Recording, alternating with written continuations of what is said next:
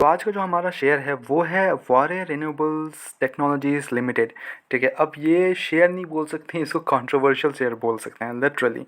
अब why I am saying this because देखो कंपनियां गिरी हैं। ठीक है, इस फॉल में जो भी फॉल देखे हैं हमने, ठीक है, कॉल्स में कंपनी गिरी है, बहुत सारी कंपनीज गिरी, लगभग लगभग सारी ही कंपनीज गिरी है एक्सेप्ट द फार्मा कुछ कंपनीज को छोड़ के। ठीक है, सारी ही कंपनीज गिरी है। बट कुछ शेयर्स ऐसे होते हैं जो 70% क्रैश करे, ये उनमें से एक शेयर है। ठीक है, आई थिंक ये बहुत लोगों के पोर्टफोलियो में होगा। अब ऐसा नहीं बोलूँगा कि नहीं होगा, बिकॉज ये गलत हो जाएगा, बिकॉज काफ़ी लोगों के पोर्टफोलियो में होगा। आप लोग शायद लॉस में भी होंगे बहुत सारे। अब वहाँ पे एक क्वेश्चन राइज होता है कि क्या करना चाहिए हमें, क्या हम एग्जिट कर लें, क्या हम एवरेज करें, मतलब क्या करें। मतलब शेयर 75% का अगर शेयर क्रैश कर रहा है, तो हम उस पॉइंट ऑफ मतलब क्या करें, पॉइंट ऑफ एक्शन क्या होना चाहिए हमारे को उस मोमेंट पे। ठीक है, तो हम आज उसी पॉइंट पे डिस्कस करेंगे कि क्या हो सकता है एंड फ्यूचर क्या है इस कंपनी का, एंड मतलब क्या करना चाहिए हमको। हम इसको होल्ड करें, हम इसको बाई करें, हम इसको एवरेजिंग करें, किस क्या करें मतलब। तो वो हमारा आज मेन पॉइंट ऑफ डिस्कशन होगा। पहले हम स्टार्ट करते हैं फंडामेंटल एनालिसिस से। कंपनी करती क्या है, देखो कंपनी करती है generation of power through renewable sources से, और अगले 5 साल तो रिन्यूएबल का है। बट रिन्यूएबल में ऐसा नहीं है कि बहुत सारी कंपनीज है या फिर बहुत बुरी बुरी कंपनीज़ है, बहुत सारी कंपनीज़ है। ठीक है, रिन्यूएबल सेक्टर में बहुत सारी कंपनीज़ है, भरी भरी हुई कंपनीज से। तो उनमें से चूज़ करना कि कौन सा मल्टीबैगर बन सकता है बहुत हार्ड होता है, आई नो बहुत हार्ड होता है। बट अगर आप देखोगे इस कंपनी को, तो ये करती है वारी ग्रुप से बिलोंग करती है कंपनी। ठीक है, इंडिया, अब अगर हम इसको एक्सपैंड करते हैं तो यहाँ दिखेगा आपको, it has India largest solar panel manufacturing capacity of 12 gigawatt as its plants in Chikhli, Surat and Umbergaon in Gujarat. ठीक है, ये हो गया आपका मेन काम कर, कंपनी सोलर बिजनेस में है, सोलर डेवलपिंग वगैरह, मतलब सोलर पैनल मैन्युफैक्चरिंग वगैरह करती है। ठीक है, तो मेन यही काम है इसका। अब अगर इसका मार्केट कैप देखें तो देखो ना, 9,000 करोड़ का मार्केट कैप है। करंट प्राइस 922 रुपये, और हाई लगाया था 3,000 रुपये का। लिटरली माई गॉड,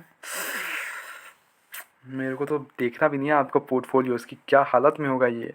अगर मतलब अगर आप शेयर कर सकते हो पोर्टफोलियो का, शेयर करना चाहो तो कर देना यार कमेंट डाउन में। बट देन क्या ही हालत होगा, 3,000 का शेयर अगर आपने लेके रखा हो 2500 या फिर 2,000 में लेके रखा हो, हज़ार से भी नीचे गिर रहा है शेयर, 700 800 रुपये पहुँच गया था।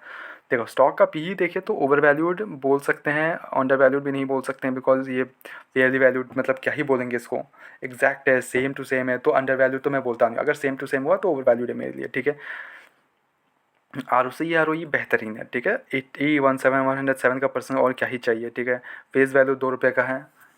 ठीक, नेट प्रॉफिट 187 करोड़ का है। एक साल का रिटर्न देखें -37%, विच इज़ वेरी गैड। और पूरा 80 मतलब 10 साल में अगर हम रिटर्न देखें तो 84% का रिटर्न है, which is pretty good. Operating margin अगर देखें तो 18% का ऑपरेटिंग मार्जिन है, पिछले साल 6 का है। डेप्ट टू इक्विटी 0.10 है, विच इज़ प्रीटी गुड। अगर डेप्ट के अगेंस्ट में हमारे पास रिजर्व्स कितना है, 300 करोड़ का रिजर्व्स है, 299 करोड़ का रिजर्व्स है, विच इज़ प्रीटी गुड। ठीक है, तो डेप्ट के कारण तो कोई इशू नहीं है कंपनी का वो। ठीक है, तो ये हो गया मोटा मोटी इसका फंडामेंटल एनालिसिस। अब हम देखते हैं इसका चार्ट।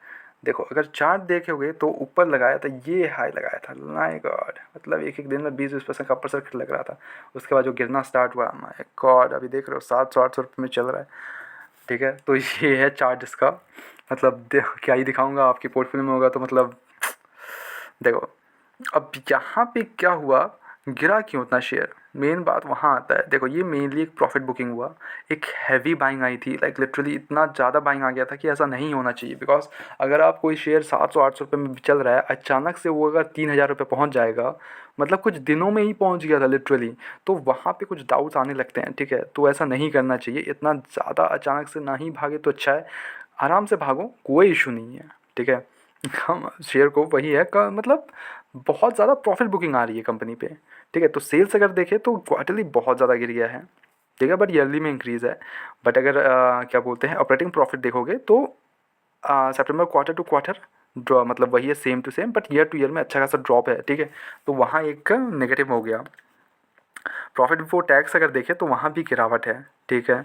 और अगर हम नेट प्रॉफिट देखें तो वहाँ पे भी 10 करोड़ का गिरावट देखने को मिला, जिसके कारण ईपीएस ही गिर गया कंपनी का, ठीक है। तो यहाँ एक गिरावट देखने को मिला हमें। बट अगर हम इन्वेस्टर्स एक बार चेक करते हैं, देखो इन्वेस्टर्स के पास, अगर प्रमोटर्स के पास होल्डिंग अच्छी खासी है तो प्रमोटर्स का भरोसा तो है। एफ की होल्डिंग अभी ना स्टार्ट हुई है, तो एफ ने अपना स्टेक बढ़ाया है। डी ने भी अपना स्टेक यार घटा ही ले, पूरा ज़ीरो कर लिया क्या, पूरा ज़ीरो कर दिया, 0.01 है ओनली, थोड़ा सा स्टेक बढ़ाया। अभी का मेरे को स्टेक देखना है इसका क्या हालत है यार। मैक्सिमम ना एक चीज़ जो मेरे को यहाँ पे खटकती है, देखो एफ के पास कुछ स्टेक होना ज़्यादा अच्छी बात है, ठीक है। तो वहाँ पे एक सेफ्टी रहता है कंपनी को, ठीक है। तो पब्लिक के पास देखोगे तो यार 24% पब्लिक लेके बैठी है और 74% प्रमोटर्स लेके बैठी है। ये एक नेगेटिव है मेरे लिए।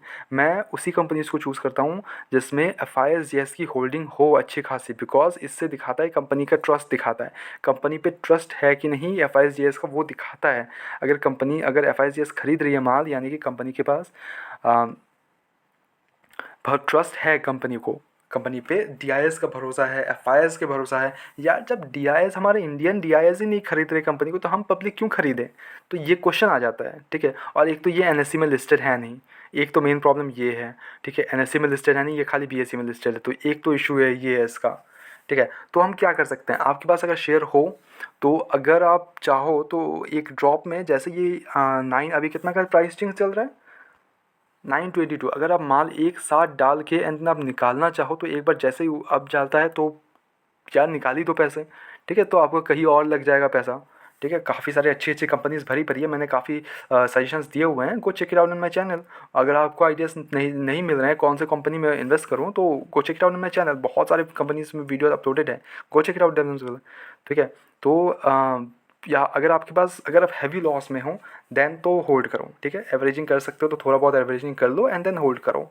इफ़ आपके पास एक्स्ट्रा पैसे पड़े हो तो एवरेजिंग कर लो, बाकी एवरेजिंग करने का कोई सेंस नहीं बनाता है इस कंपनी में, ठीक है। मेरे हिसाब से आई डोंट थिंकिंग, मेरे हिसाब से कुछ इसमें, बिकॉज इससे भी अच्छी कंपनी है। अगर मेरे को छोटी कंपनी चूज़ करना हो तो why would I choose this company instead of like अच्छी सी कंपनी है, बहुत सारे KPI है, इरेडा हो गया, छोटी छोटी कंपनीज है, PFC हो गया, टाटा पावर, अदानी पावर, भरे पड़े हुए हैं कंपनीज, ठीक है। तो वहाँ पे मैं बोलूँगा कि मैं वहाँ जाना पसंद करूँगा इंस्टेड ऑफ दिस कंपनी, ठीक है। मेरे को अगर एनर्जी सेक्टर में जाना है, ठीक है। तो ये एक मेन प्रॉब्लम है। आपको कैसा लगा, आपका क्या व्यू है, मेरे को वो एक बार बताना, ठीक है। तो ये थी मेरी एनालिसिस, आपका क्या व्यू है मेरे एनालिसिस पे, एंड देन आपका क्या व्यू है शेयर पे, क्या आप होल्ड कर रहे हो या फिर आपको, मतलब मेरे हिसाब से देखो, अगर होल्ड कर रहे हो आप तो होल्ड करो, ठीक है, कोई इश्यूज़ नहीं है। आपको होल्ड करना है आप होल्ड करो। इफ़ आपको लग रहा है कि नहीं यार मेरे पैसे फंसे पड़े हुए हैं, तो एक काम कर सकते हो आप, जितने फंसे हुए हैं उसका मतलब अच्छा खासा एक इन्वेस्टमेंट करके एक डाउन में इन्वेस्टमेंट करना, एंड देन डाउन में जैसे इन्वेस्ट करो और ना वो जैसे ही एक अच्छा सा मूव देते ही वहाँ पे एग्जिट कर लो, एंड वहाँ पे एग्जिट करके एक अच्छी कंपनी को पकड़ लो, ठीक है। आप ये कर सकते हो, सेकंड पॉइंट। थर्ड पॉइंट, मेरा क्या व्यू है इस पे, मेरे हिसाब से it's not worth it now. मेरे को नहीं लगता कि मैं इसमें इन्वेस्ट करूँगा या फिर मेरे को कुछ भी इसमें व्यू बन रहा है, बिकॉज यार मैं अगर सोलर पावर, सोलर वाले या फिर रिन्यूएबल सेक्टर में मेरे को घुसना है, मेरे को अगर शेयर चूज़ करना है, अब ऐसा तो नहीं है कि हर एक शेयर में लेके बैठ जाऊँगा, ऐसा नहीं हो सकता। किसी भी सेक्टर में हम ऐसा नहीं करते हैं कि लाइक सब कुछ उठा लेते हैं, नहीं, कुछ कुछ शेयर्स उठाते हैं जो अच्छे हों। तो मेरे पास ऑलरेडी अच्छे खासे मैंने छाँट के रखे हुए हैं, तो why would I choose this company instead of them, ठीक है। तो यही बात आ जाता है, तो वहीं पे मेरा ही कैंसिल आउट हो जाता है। आई डोंट वांट कि लाइक मैं इसको अभी मैं इसको होल्ड या फिर मैं इसको कुछ देखूंगा, अभी मैं एकदम वॉच लिस्ट में भी रखूँगा, नहीं, मैं इसको नहीं रखना चाहूँगा अभी कहीं भी, because it's not worth it अभी के लिए। बाकी अगर अगर देखते हैं आगे आगे बीच में, तो वैसे भी मैं शेयर्स देखते रहता हूँ कि कौन सा रिव्यू करना है, या फिर बहुत सारे रिव्यूज़ तो करते हैं, अगर अच्छी बन जाती है, अगर अच्छा रिजल्ट्स वगैरह प्रोड्यूस करते रहती है, तो why not in near future, ठीक है। तो ये थी मेरी एनालिसिस, आपको कैसा लगा प्लीज़ कमेंट डाउन। एंड कोई बाय एंड सेल रिकमेंडेशन नहीं होते मेरे वीडियोस में, खाली सजेशन देता हूँ, तो please take it at my suggestions as well, ठीक है। तो ऐसा ही और बहुत सारे वीडियोस आने वाले हैं, तो काइंडली प्लीज़ सब्सक्राइब करके रखो एंड नोटिफिकेशन बेल ऑन करके रखो। काफ़ी सारे वीडियो शॉर्ट्स अपलोडेड है मार्केट के बारे में, डिविडेंड्स के बारे में, तो go check it out as well, ठीक है। एंड ऐसे मिलते हैं नेक्स्ट वीडियोस में, तब तक के लिए bye bye, peace and signing of.